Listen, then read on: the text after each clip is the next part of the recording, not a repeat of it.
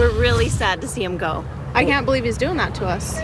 We did so good this year. Sucks, man. What the heck's you leave for? Money? I'd say it's a pretty big letdown. Well, I feel mixed emotions, really, because I'm a fan of Golden State, too, so I really try to keep it balanced, and then I'm kind of sad that Gordon Hayward left.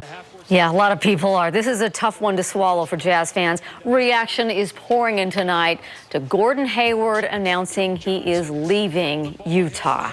Brittany Copeland has been following what's been a roller coaster ride all day long.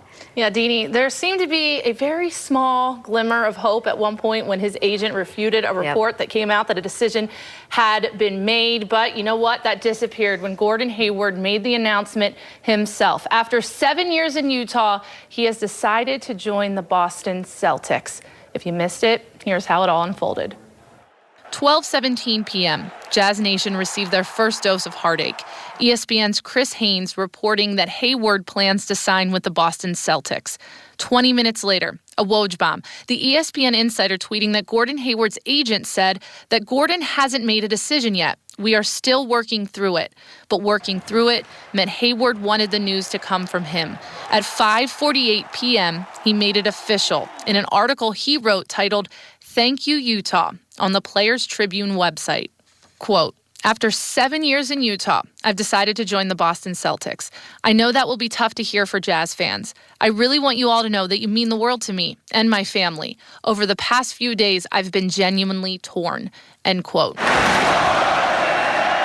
It was part goodbye and part reminiscing about the people and city that mean so much to him. They're the people who make this decision so difficult. Steve Starks and the entire Miller family, they're first class in everything they do. Dennis Lindsay, if there's anyone who's more responsible for the winning culture in Salt Lake, it's him. Gordon wrote about his short-lived time with Jerry Sloan and how being the last Jazz player left who played under him made him, quote, "feel like a part of the fabric of this franchise. And the fabric is something that has meant a lot to me ever since." End quote. Head coach Quinn Snyder took over in 2014, and that changed Gordon's life forever. There's a lot of people I have to thank for where I am today as a basketball player, but honestly, none more than Coach Snyder. Gordon has grown up right before our eyes, from the shaggy-haired rookie to an all-star averaging close to 22 points per game. That was a part of his message, too. I feel like I'm indebted to Salt Lake twice over, because not only has this been the city where I've started my family, and not only has this been the city that's helped raise my daughters for the last couple of years, but long before that, during my first few years in the league, I also feel like this city helped raise me, and I feel like this city took me in as part of its own family.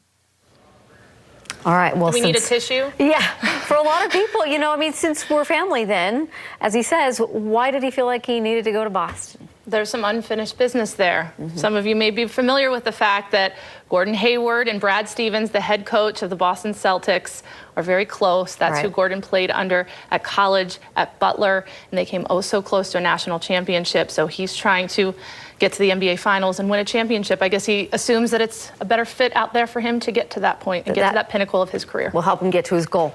All right, well, more coming ahead. I know we're going to talk more about the Jazz Plan B at this point then. Plan B. It's getting thin, though. There's slim pickings out there. All right, thanks. Still ahead on